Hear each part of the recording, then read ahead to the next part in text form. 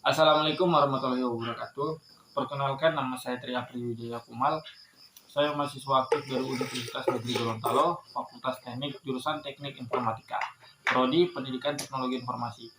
Baik, pada video kali ini saya akan membuat video pemahaman pemahaman materi mata kuliah pengantar pendidikan dari awal semester sampai akhir semester 1, dan materi yang saya pahami selama mengikuti perkuliahan semester 1 ini yaitu pertama tentang landasan dan asas-asas pendidikan.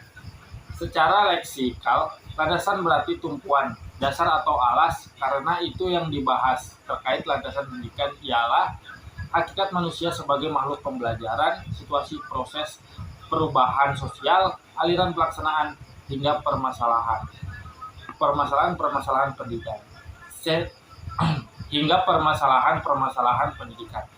Sedangkan asas pendidikan merupakan suatu kebenaran yang menjadi dasar atau tumpuan berpikir baik pada tahap perancangan maupun pelaksanaan pendidikan. Terdapat 3 asas pendidikan yaitu asas tuturi handayani, asas belajar sepanjang hayat, dan asas kemandirian dan belajar. Selanjutnya, materi terkait perkiraan dan antisipasi terhadap masyarakat di masa depan. Keadaan masyarakat di masa depan sangat penting sebagai latar depan segala kebijakan upaya pendidikan masa kini dan masa yang akan datang. Perubahan yang cepat tersebut mempunyai beberapa karakteristik umum yang dapat dijadikan petunjuk sebagai ciri masyarakat di masa depan. Beberapa di antaranya adalah kecenderungan globalisasi yang makin kuat, perkembangan iptek yang makin cepat, perkembangan informasi yang semakin padat, dan kebutuhan tuntutan atau peningkatan layanan profesional dalam berbagai segi kehidupan. Selanjutnya, hakikat manusia dan perkembangannya. Pada hakikat manusia, sifat dan dimensi dari hakikat manusia hanya dimiliki oleh manusia dan tidak terdapat pada hewan.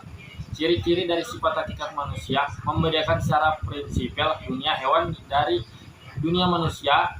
Salah satu sifat hakikat yang istimewa ialah adanya kemampuan menghayati kebahagiaan pada manusia dan harus ditumbuh kembangkan melalui pendidikan. Berkat pendidikan,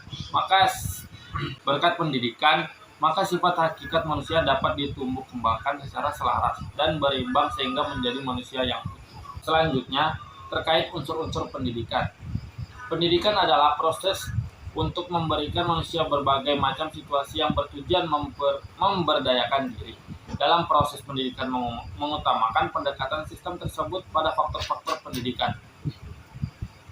Faktor yang dimaksud adalah tujuan pendidikan, pendidik, subjek didik, isi dan materi pendidikan, metode dan alat pendidikan, dan situasi lingkungan pendidikan. Yang berikut adalah pengertian fungsi dan jenis lingkungan pendidikan. Fungsi lingkungan pendidikan adalah membantu peserta didik dalam berinteraksi dengan berbagai lingkungan di sekitarnya, utamanya berbagai sumber daya pendidikan yang tersedia agar dapat dicapai tujuan pendidikan yang optimal. Pendidikan tidak dapat berdiri sendiri, namun hubungan saling mempengaruhi di antara lingkungan pendidikan. Selanjutnya, sistem pendidikan nasional. Sistem pendidikan nasional adalah suatu sistem dalam suatu negara yang mengatur pendidikan yang ada di negaranya agar dapat mencerdaskan kehidupan bangsa agar tercipta kesejahteraan umum dalam masyarakat. Penyelenggaraan sistem pendidikan nasional disusun sedemikian rupa. Meskipun secara garis besar ada persamaan dengan sistem pendidikan bangsa-bangsa lain, sehingga sesuai kebutuhan akan pendidikan dari bangsa itu sendiri yang secara geografis, demografis, historis, dan kultural berciri khas. Selanjutnya, pendidikan dan pembangunan. Manusia yang sudah terbentuk oleh pendidikan menjadi sumber daya pembangunan. Pembangunan yang dimaksud yaitu yang bersasaran lingkungan fisik maupun lingkungan sosial, yaitu diri manusia itu sendiri. Jika manusia memiliki jiwa pembangunan sebagai hasil pendidikan, maka diharapkan lingkungannya akan terbangun dengan baik. Sumbangan pendidikan terhadap pembangunan dapat dilihat dari segi sasarannya. Lingkungan pendidikan, jenjang pendidikan, dan sektor kehidupan. Secara khusus, sumbangan pendidikan terhadap pembangunan adalah pembangunan atas penyempurnaan sistem pendidikan itu sendiri. Yang terakhir, materi pendidikan teknologi sistem informasi. Teknologi sistem informasi bagi dunia pendidikan berarti tersedianya saluran dan sarana yang dapat dipakai untuk menyiarkan program pendidikan.